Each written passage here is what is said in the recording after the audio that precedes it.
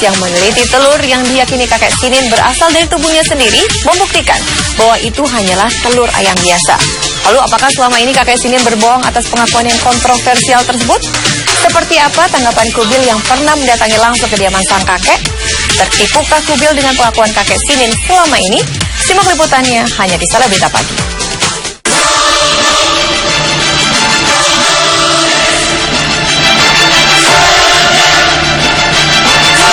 Saya tidak memastikan bahwa itu benar apa tidak, tapi secara medis bisa lakukan pemeriksaan di rumah sakit saya juga tidak ada temuan apa-apa.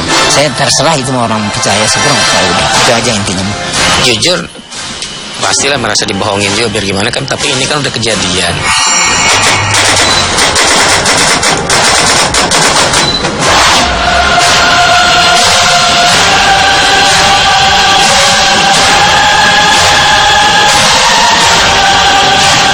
Begitulah pengakuan kakek Sinin yang beberapa waktu terakhir menjadi sorotan publik lantaran dikabarkan mampu bertelur.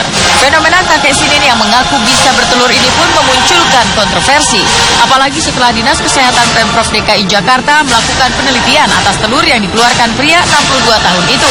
Dari hasil pemeriksaan pihak medis, ternyata telur milik kakek Sinin adalah telur ayam biasa. Bahkan telur yang disebut-sebut dikeluarkan warga Penjaringan itu adalah telur yang tak lagi segar, lantaran telah berusia 2-3 minggu. Dari hasil tersebut, pihak Dinas Kesehatan Pemprov DKI pun menyarankan agar pria yang biasa disapa Kong Naim itu segera diperiksa kejiwaannya karena dianggap berhalusinasi mengeluarkan telur. Lantas apa tanggapan kakek Sinin terkait hasil pemeriksaan medik tersebut? Benarkah kemunculan telur-telur tersebut hanyalah sebuah rekayasa? Saya tidak memastikan bahwa itu benar apa tidak, tapi secara medis setelah melakukan pemeriksaan di rumah sakit saya juga tidak ada temuan apa-apa. Ya kalau saya begini aja, ya terserah itu percaya syukur nggak percaya syukur gitu aja intinya. Kalau engkong sekarang nggak mau ambil pusing, gitu loh. Kalau ambil pusing ntar stres, silakan terserah. Yang penting engkong intinya udah itu udah AA gitu aja. Pengakuan pihak medis terkait fenomena kakek bertelur seakan berseberangan dengan apa yang ditemukan komedian Kubil saat berkunjung langsung ke kediaman kakek Sinin beberapa waktu lalu. Kubil yang saat itu mendengar kesaksian sang kakek seputar sejarah serta asal muasal kemampuan Sinin mengeluarkan telur hanya bisa tercengang dan larut dalam kekaguman. Apa yang terjadi pada diri kakek Sinin dianggap Kubil sebagai sesuatu yang transenden jauh di luar nalar manusia. Itulah mukjizat Maha Pencipta. Kalau menurut Bang Kubil, ini adalah hal yang gaib yang memang kita tidak bisa tahu, ya kapan seperti ini akan seperti apa.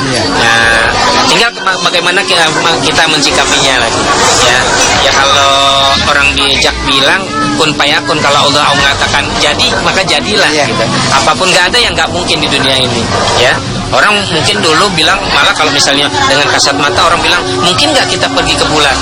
Tapi Allah kasih kepintaran yang luar biasa, akhirnya orang bisa ke bulan. Itu yang bisa dilihat diprediksi pakai manusia. Ya. Oh, masa sih orang nelor? Ternyata Allah kasih. Namun kekaguman Kubil kala bertemu kakek Sinin kini seakan sirna pasca munculnya hasil penelitian pihak medis Dinas Kesehatan Pemprov DKI. Lantas benarkah Kubil merasa kecewa dengan sang kakek yang kabarnya mampu mengeluarkan telur tersebut? Seperti apa reaksi Kubil pasca mendengar hasil pemeriksaan pihak medis terkait fenomena kakek Sinin? Jujur pastilah merasa dibohongin juga, biar gimana kan, tapi ini kan udah kejadian. Artinya pada saat itu juga kan nanti juga tantangan, nanti mau percaya itu kan nggak boleh katanya. Karena apa? Karena sakit itu akan merasa meriang dan lain sebagainya gitu kan. Kita bilang stres, orang stres ya bisa juga dibilang stres. Orang mencari sensasi bisa juga bilang cari sensasi, karena ya itu karena latar belakangnya juga kan memang orang yang ya mungkin kepengen muncul kali ya.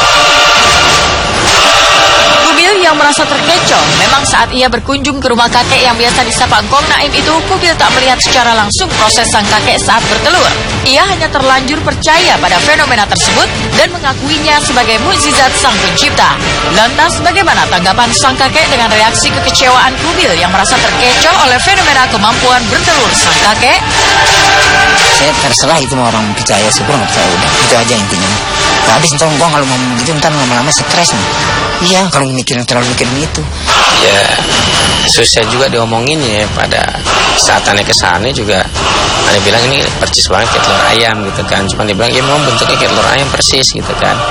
Ya sampai kita tanya-tanya juga kejadiannya gimana ya, artinya ya ini pembelajaran juga lah buat kita juga. Kadang-kadang ya walau orang kan cari sensasi, modelnya macam-macam ya kan, mau cari sesuatu yang membuat dia bisa muncul, ya ada motivasinya macam-macam.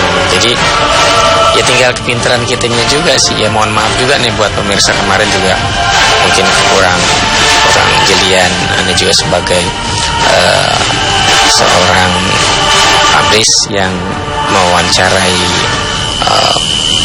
orang yang mengaku bisa bertelur, ya aslinya bukan pengaruh, karena memang Anda juga jujur penasaran gitu kan. Di satu sisi penasaran, yang kedua karena berita ini kan juga udah santer gitu kan.